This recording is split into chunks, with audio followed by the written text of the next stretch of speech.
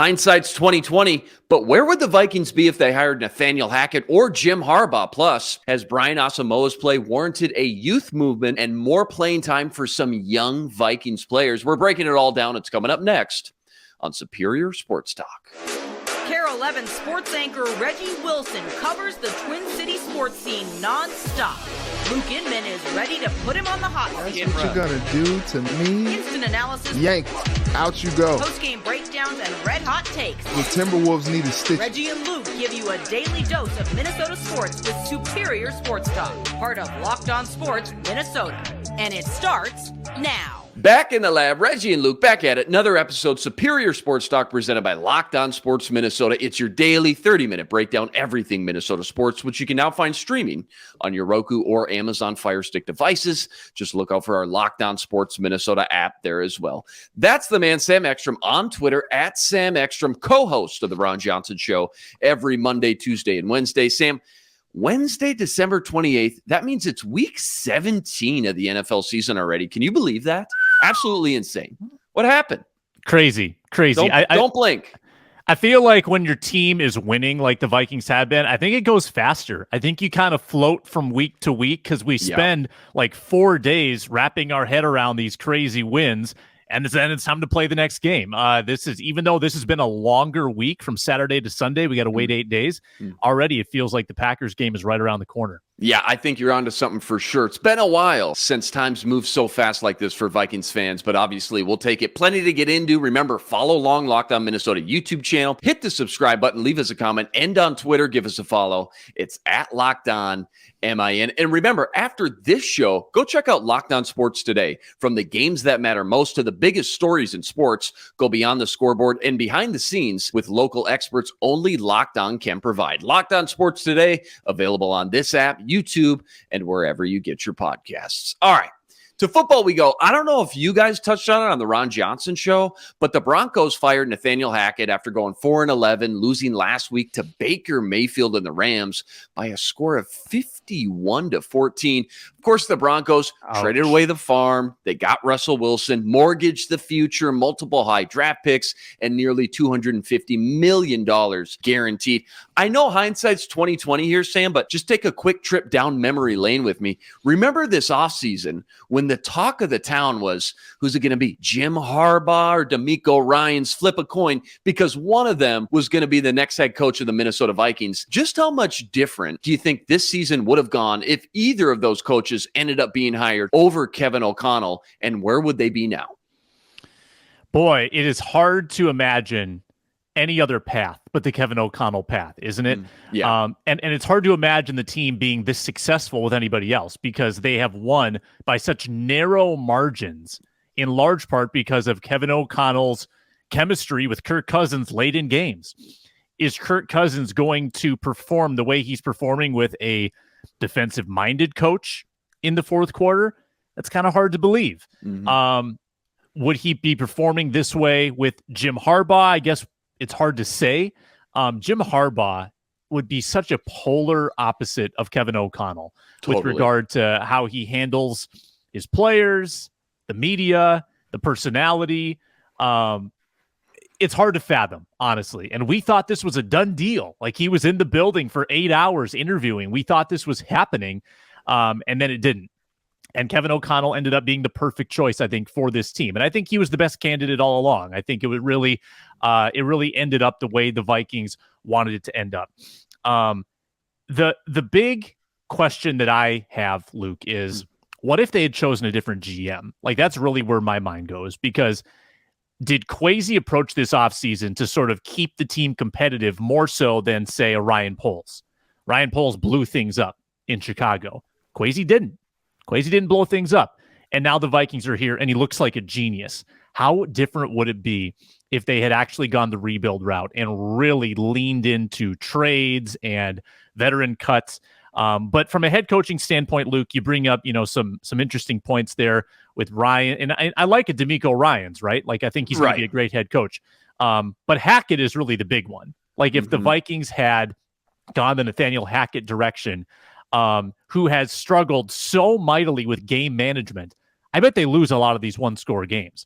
Like, Hackett brought in a a game management consultant mid-season to help him out. Well, Kevin O'Connell had that all year with Ryan Cordell. That's his guy, former Cleveland assistant, brought him in to make sure he knew how to manage the clock and was making the right decisions. And thus far, that's been a key in a lot of these Vikings victories. No, first of all, great point, great question bringing up the GM move, because as fun as it is now, let's be real, Ryan Poles knew that was going to be a 2, 3, 4-year process. So as hard as it is for Bears fans to watch this and as fun as it is for Vikings fans, they all knew, and everybody should know in the back of their minds, that Chicago, especially with these early draft picks, they think they've nailed their future quarterback in Justin Fields. Once they surround him and that defense with weapons, Matt Eberflus, they could have things on the right track. They just took a different approach. So I'm glad you brought that up. But back to the coaching hire. Yeah, I personally never huge on the Harbaugh train, to be honest. I always thought he belonged in the college ranks because he thrives there and can maximize his best strength. And clearly it worked. I mean, he's in the college playoffs now. Michigan's thriving as a program. And I got to go out on a limb here and say, I don't think he would have lasted very long in Minnesota when you look at the roster he would have inherited, because he wouldn't have been able to get the things out of the offense like KOC has done to any degree this early.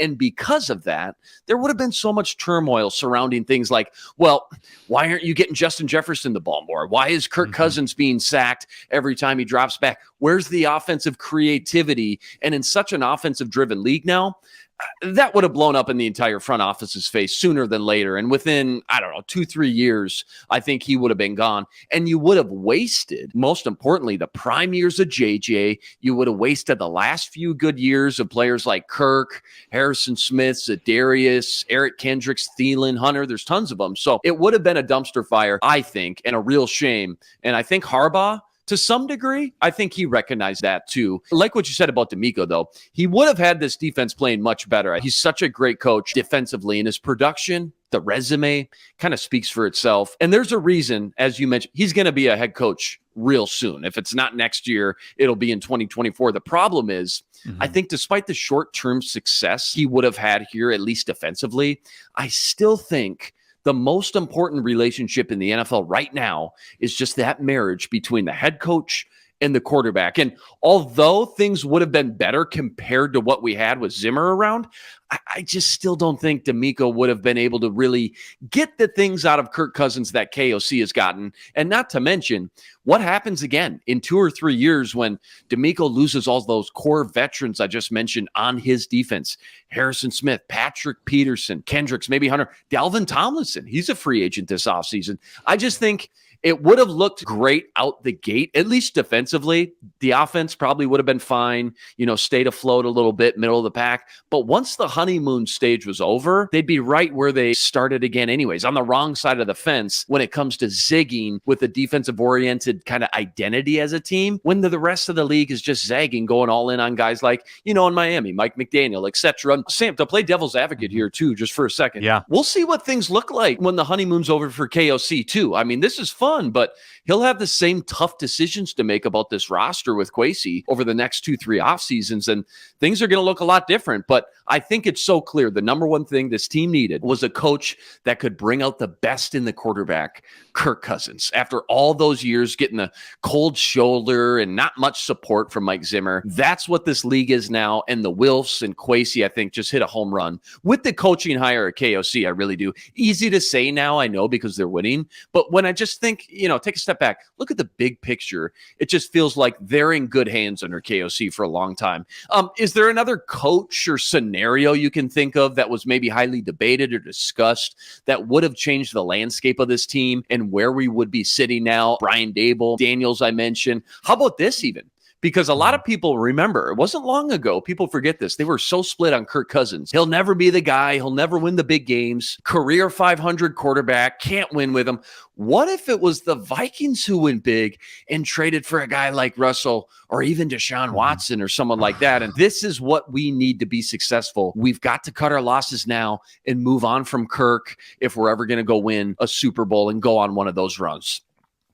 Well, every team that made a massive quarterback commitment is regretting it. You're right. Right. Totally. I mean, for those guys that are on the older side of things, if you're in Denver right now, man, I mean, what a deflating place to be. Cleveland is getting nothing out of Deshaun Watson. He's one of the worst quarterbacks in football over these like 3-4 weeks where he's been the starter. It's been terrible. That's Kevin Stefanski there in Cleveland, he was the Kevin O'Connell 3 years ago. He was this young, offensive-minded head coach. They overachieved, made the playoffs his first year, won a playoff game, but then, roster stuff happened. Quarterback changes happened. He encountered turmoil, and now I'm sure people are not as high on Kevin Stefanski as they used to be. Why isn't he getting anything out of Deshaun Watson? It's just like Vikings fans do need to cherish what's happening this year with Kirk and Kevin O'Connell. And it's almost a shame Kirk is the age he is, because I think you'd like to see more prime Kirk years with this partnership. The reality is Kirk is going to be 35 next year. He's not getting younger. He's getting older. Pretty soon he's going to be Matt Ryan. And that's a shame that you only get a couple of years probably of Kirk playing at this level with KOC. But I always knew this team needed to go offensive minded. Like I know they interviewed, I think it was Jonathan Gannon, defensive minded coach, DeMeco Ryans, defensive minded coach. And that just didn't make sense to me, because we knew that this offense was talented, and regardless of the head coach, they were going to produce. I mean, they're going to do something with any offensive coordinator that has like their head on straight is going to be able to produce a good offense. But what they needed was someone to just craft and hone the offense just a little bit to get the most out of them in fourth quarters, where they had struggled so mightily. And that has been the difference. It really has. Kevin O'Connell coming in and sort of drawing up plays when needed to get them in the end zone, to get them down the field and finish off close games. Because in the NFL, every game is like that.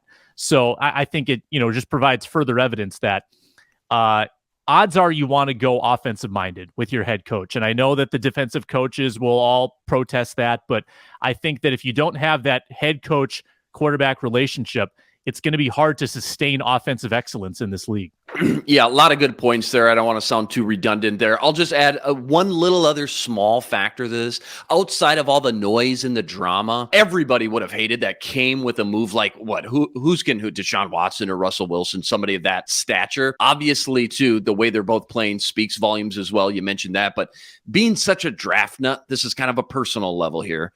The fact that I would have had to sit through 2, if not 3 seasons of virtually 0 first and second round draft picks every draft season would have been just such a nightmare for me personally. I'm already bummed about having no second rounder this year. And God bless Hockenson, worth every penny. You remember he was one of my favorite prospects coming out of that draft class. I do. But it just still stings writing up the mock drafts and not having that second round pick. It's the currency of the NFL in those early picks. They're just so valuable. I can't imagine being a Broncos or Browns fan not having multiple first and seconds, especially as you watch and see those would have been a top 15, if not top 5 pick right now for the Broncos, which now the Seahawks own, obviously, and are in just incredible position to do more damage after a killer draft last season. Because, again, you trade for a quarterback. Okay, I'm going to give you these picks, assuming that they should be very low in the pecking order. I should be successful right out the gate with Russell or Deshaun Watson. So I assume I'm trading you a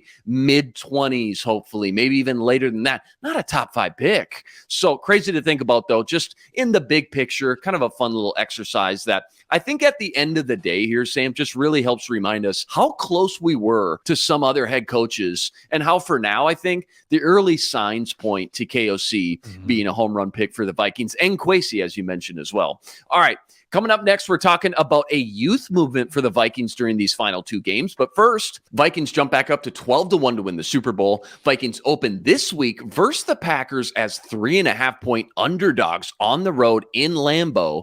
Over-under starting at 47. Sam, I've seen it move all the way up to 48.5 despite the frigid conditions over there in Green Bay. Make sure to keep tabs all season long and check those odds out and more with BetOnline. BetOnline.net, fastest and easiest way to check in on all your betting needs. Find all your favorite sports and events at the #1 online source for odds, lines, and games. Stats, news, info, you want it, they got it.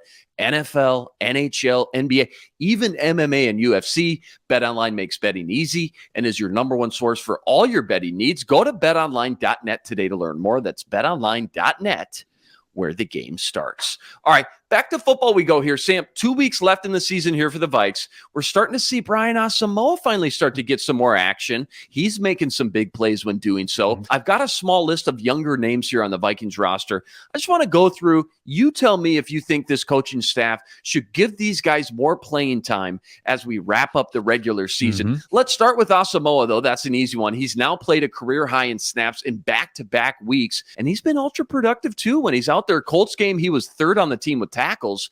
Last week, he had that huge forced fumble in recovery, and to be honest, he just looks like a ball of violence out there trying to cause a car wreck every play. I love it. I'm not going to lie. This defense needed a little shot of youth and just energy, especially at linebacker. 27 snaps for Asamoah last week. Should he see even more snaps moving forward? What do you think, Sam? Yeah. So the Vikings have tried the whole undersized coverage linebacker thing a few years in a row, right? Troy Dye. He kind of proved that he doesn't really belong on defense. He's more of a special teamer. Chaz Surratt didn't even make the team year two. Didn't work out. Brian Asamoah from day one just looked like he belonged. Totally different than Dye. Totally different than Surratt. Explosive in the preseason. I think there was no question that he was maybe one of the most ready draft picks the Vikings had this year to contribute. He is a missile on defense. And I think you saw that with his peanut punch, getting the fumble out against the Giants. An unbelievable play. And it's not the last time we're going to see that. So I think this is as advertised. He can actually cover, these running backs. He can cover these tight ends with his speed. I think you're going to see him get washed out in the run game. That's kind of par for the course when you have an undersized linebacker. But this is a passing league, and it's all about coverage. So I think that the Vikings are already on top of this trend. They saw that Jordan Hicks was struggling in coverage. They saw that other teams were carving him up over the middle of the field, and they've turned to Asamoah in a rotational role. I think Jordan Hicks has handled it really well. They're both getting involved. I think Asamoah maybe not becomes your starter, but I think he and Hicks can definitely split snaps, particularly if it's the end of a half, for instance, or even the end of a game where the other team needs to pass the football. I want Asamoah on the field. A lot of good points there. Tough to take Kendricks or Hicks off the field, but it's just so clear by now. After so many games, we know what Hicks is good at and what he's not. And run around trying to cover wideouts, tight ends, chase down quarterbacks. It's just not his bread and butter. Asamoah, as you kind of mentioned, he's got the juice to fly around and make plays on passing down. So I think plugging him into those sub packages like we talked about at the beginning of the year, we just never saw it Donatel deploy, like the nickel and the obvious passing down situations. That's a must from here on out, in my opinion. If I'm Kevin Connell, I'm banging the table telling Ed Donatel, we got to see more Brian Asamoah in those obvious passing down situations. He's earned the right to be on the field, and I'm just excited to see how he builds off this recent success as of late, kind of leading into the playoffs. Could be one of those fun guys to watch come playoff time that not a lot of maybe national experts really know too much about. Next one, your boy, Kene Nwangu. You clamored for this guy all offseason, preseason. You hoped he would have just touched the ball more by now. But obviously, it's tough with the two guys in front of him. Still want to see Kene get more snaps these final few weeks, though. And if so, I guess, Sam, how does KOC make that happen? Yeah, I don't know what the deal is there, Luke. I'm kind of at a loss because Kevin O'Connell's found a way to include Jalen Reagor occasionally in the passing game. Johnny Munt is good for one first down per game. So why can't they find a role for the fastest guy on offense? That's what I don't get. Alexander Madison is averaging a career low, 3.5 yards per carry. It's not as if there is Walter Payton on top of Kene Nwangu on the depth chart. I don't understand why there's not more of a niche. I think they're playing a little 4D chess. I think they're waiting for the playoffs to unveil the Kene package. I hope so, man. Their version of the Wildcat, whatever that might be. Not to say he's going to get direct snaps, but the Kene package where they deploy him in an unexpected way. I think KOC's been sitting on it all year. When they need it most, Kene is going to get the call.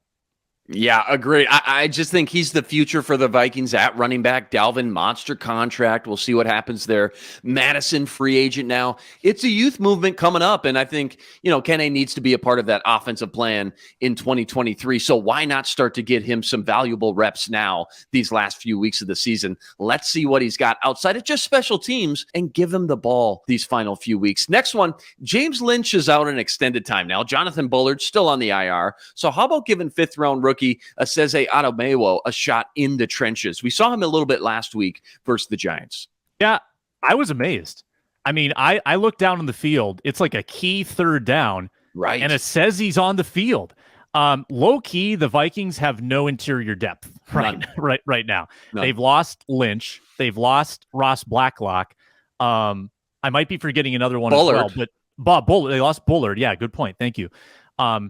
So they're down to like Kairos Tonga and Aseze Odumewo on a lot of these key downs on the inside. It's kind of unbelievable that they've really played pretty well. Odumewo's got 10 snaps, 14, 18. So again, he's someone increasing his role every single week. And I think it's kind of by necessity because they don't have a lot of other bodies in there. They said that they liked what they've seen from him based on their expectations. They expected him to be strong. They expected him to have a little bit of explosiveness to him. And I think he's still a little bit of a project. You're not going to see big splash plays in year one. But if he can be someone that can play a little on the edge, move inside, be versatile on that defensive line, I think that there's a role he can play. You don't need him to be splashy. You need him to be steady. And going forward, it's very reasonable, Luke, that, unless they get a couple guys back before the playoffs, Odumewo could be taking snaps in playoff games. So these are good opportunities for him to get his feet wet before it really matters.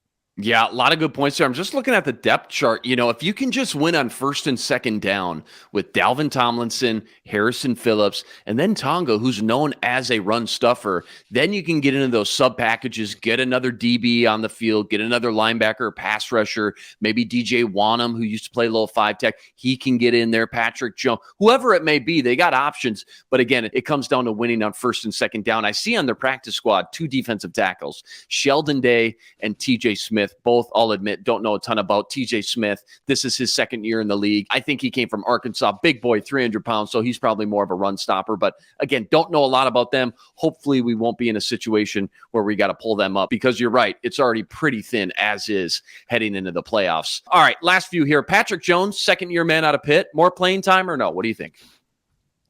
It seems like they've really leaned on Wanham as that number 3 guy in the rotation. And they've used Jones plenty. I mean, Jones has had some nice games here and there, playing about 10 to 20 snaps per game, sometimes more than 20.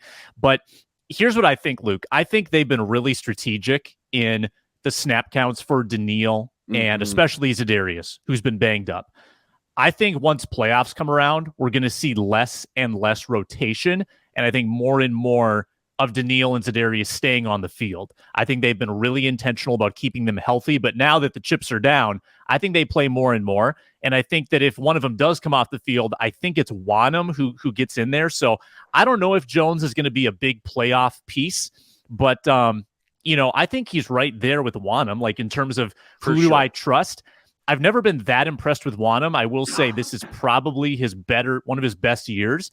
And that's great. Like, it's great to see that someone's kind of taking to this 3-4 defense, maybe a little faster than you might have expected. Patrick Jones, though, he's probably going to be part of the future rotation next year as well. So I like him on the team. I just don't think he's going to have a big role going forward. Yeah, a lot of good points there. Patrick Jones, anytime you hear the coaches talk about him, they just rave about him. So you got to think he's in the future plans. That's a handful of young guys we just went through. And there's some other guys we didn't get to. How about Josh Mettelus? He's playing a lot as a third safety all of a sudden. They must like him. Maybe they want to give Harrison Smith a few breathers or just run that 3 safety look. You mentioned DJ Wanham. It's his 4th year. How about KJ Osborne? It's only his 3rd year. And with the regression of, maybe athletic ability from Adam Thielen, is it possible maybe we go into next year with KJ Osborne as the number 2. Something to think about. A lot of young guys, though, and a possible youth movement as we kind of wrap up the regular season. Remember, Vikes take on the Packers in Lambeau this week. Packers need to win to keep their playoff hopes alive. Vikings need to win to keep their number 1 seed alive. And maybe more importantly, keep the San Francisco 49ers off their heels, currently the 3 seed in the NFC. Kickoff Sunday, 3:25 p.m. Central Standard Time. Sam, you'll appreciate this. We got the A squad from CBS. Romo and Nance. I know it's not Joe Buck, your number 1 guy, but you can appreciate a little Romo and Nance, right? Romo and Nance were disgusted by the Vikings the last time they called the game. Cowboys game. Yikes. They were apologizing to their national audience for how Yikes. bad the Vikings were, so they might be a little bit jaded against us. No, good point there. We got to turn things around. All right, time has come. Real quick, give me one segment. Give me one. First one up here, Sam. Check this out. The Vikings cap, it's going to be sticky next offseason. They will be down multiple draft picks to start the weekend because of the Hawkinson trade and a few other things behind the scenes. Give me one position they should consider the most with their first-round pick. Again, got to keep in mind, likely going to be a late first-round pick, somewhere in those mid-20s-ish. How about wide receiver? Now, I don't think this is quite as explosive a first round class at wide receiver as in the past. Tell me if I'm wrong. Mm-hmm. Nope, you're right.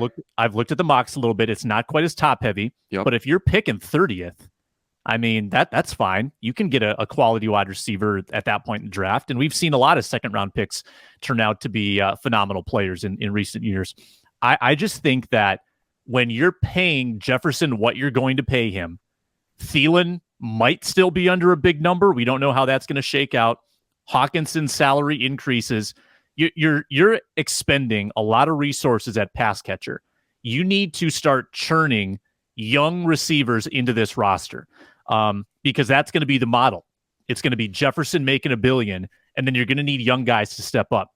So I think you start planning. You start planning for the contingency that Adam Thielen might not be long for this team. KJ Osborne has 1 year left. He might go for a big contract somewhere else, and you need to have that number 2 developed. I think wide receiver, keep investing in this offense. It's a great case to be made for sure. I'm going to play devil's advocate for KOC because I did this with Mike Zimmer, if you remember too.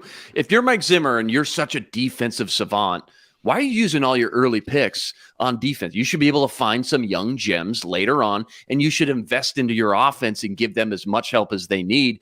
I'm thinking the same thing with KOC this time around. I think he should be able to find and pinpoint and target some later round guys, some weapons, whether it's wide out, running back, offensive line, anything on the offensive side of the ball, because he knows what to look for his scheme to maximize those guys' talent. I think he should invest early on the defensive side of the ball. And I look at cornerbacks, Sam, tell me if I'm crazy, but if Andrew Booth Jr. doesn't pan out, they're in trouble because Pat P's not going to be around too much longer. Cam Dantzler, we still really don't know what we got. And they put a lot of chips all in that Andrew Booth is going to be around and going to be good, like number 1 cornerback good someday down the road. I think they need to have a backup plan. And this cornerback class is loaded at the top. There's about 7 guys that could go in the first round. If any one of them fell in your lap near the end of round 1, I think I'd be running the card up there. But certainly, again, it's fun to think about wide receiver in the offense and getting KOC some weapons. So you're right there. I don't think you can go wrong either way. Next one up, give me one thing you're most interested or curious to see when it comes to the Vikings come playoff time. You kind of mentioned Kene, maybe a Wildcat package, something along those lines, maybe something we haven't seen yet that you think they could deploy come playoff time. Yeah, this is a good one. I think that on the defensive side of the ball is where there's the most room for creativity. And I would say we're starting to see it. Luke Braun had a great tweet where he said, he thinks that Ed Donatel was using the preseason playbook for the first 10 games. Like, oh, whoops, got to adjust my glasses. This is the preseason playbook. Let's get the regular season playbook in here. And now we're actually seeing some exotic looks. I mean, I was complaining that Ed Donatel's version of exotic was the Orlando Holiday Inn compared to Mike Zimmer's like 5-star Cancun resort because there was just no creativity in this defense. It was so predictable. There were no blitzers. And now they're actually bringing a Peterson off the edge or a linebacker coming in or a corner blitz, safety blitz. That's much more appealing to me. So I want to see more of that. I want to see some unique packages, and then I want to see how they kind of shift the defensive line around. Remember when Mike Zimmer put Everson and Daniil on the interior against the Saints and dominated them? I want to see how he mixes and matches those guys against a good playoff quarterback and how they can try to wreak havoc that way and maybe get some pressure with a 4-man front. Yeah, the NASCAR package, I believe Zimmer dubbed that one. And then he'd have Anthony Barr and Kendricks lined up over the A-gap. That was a lot of fun. Same philosophy, just switch to the offensive side of the ball for me. I'm just curious to see how many tricks KOC still has left in the bag. Like, how much does he still left in there that he hasn't showcased already, that he's just been saving for a rainy day, like, say, come playoff time? I've got this feeling, if I know him like I think I do, come playoff time in a close contested game when they need a big drive or big play, KOC just might have a few wrinkles or window dressing we just haven't seen yet that opposing defenses just don't know is coming. I could be wrong here. I don't know, but I'm curious to find out. Like, has he already emptied the chamber here? Is the clip empty now in week 16? Or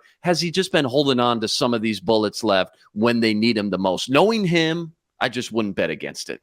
I mean, think about 4th and 1, goal line, got to have it to go to the bowl in Philly, on the road, crowd on their feet. Sam, Kirk gets the call in the huddle, does this thing. What's the call, Sam? Spider 2Y banana.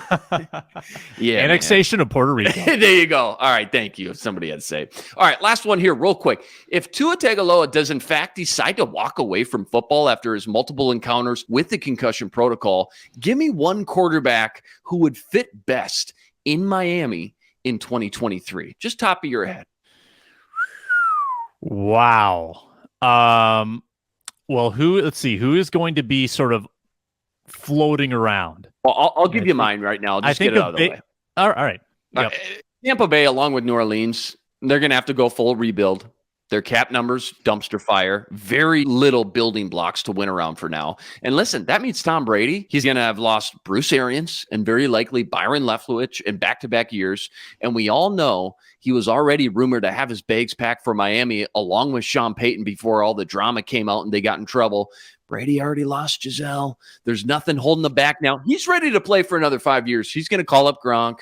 He's going to get the boys back for the summer, head down I-75. He gets to stay in the tropical heat, bunk up with Gronk and Mike Daniels, a rising offensive coaching superstar. Not to mention, I haven't even mentioned this, you're thrown to Tyreek and Waddle. Hey, we'll use our first-round pick on an offensive lineman. And, I'm just saying, if I was a betting man, I'd take the value, maybe get that at 5 or 6 to 1. And I think about all those dots I just connected and start just counting my money now. That's what I think, because the Dolphins are ready to win now. You got to remember that. They've got the skill players. They've got the defense. They just traded for Bradley Chubb. They're in win now mode. It's almost like an episode of Ballers on HBO, season 9. It's just writing itself at this point, Sam. Brady to Miami next year. What do you think? All right. So where did Mike McDaniel come from? San Francisco. Okay. So there's a relationship there. What team has 3 starting quarterbacks on their roster? San Francisco. They've got a Lance, they've got a Garoppolo, and now they've got a Purdy. This is what the Vikings were in 2017. That's right. When they had a Bridgewater and a Bradford and a Keenum. They've got a lot of options. Now, knowing how sly San Francisco is and how they operate, I got to think that they're going to get some value for that. And I think that they're going to trade. They're going to make a remarkable playoff run with Brock Purdy. They're going to call up and say, hey, you want Trey Lance? Do you want Trey Lance? That's the golden question. Which one you trade? Right. Yeah, I think Trey Lance would be the most coveted piece. I think so. And if San Francisco really goes on this roll with Purdy, who looks good, Purdy could be the guy. Yeah. He could be the guy over Lance, over Garoppolo. So you trade Lance, who really hasn't done anything to say he's not going to be good, only getting hurt. So I think Trey Lance is the wild card to move teams, maybe to Miami, if this scenario plays out, and he could be the guy.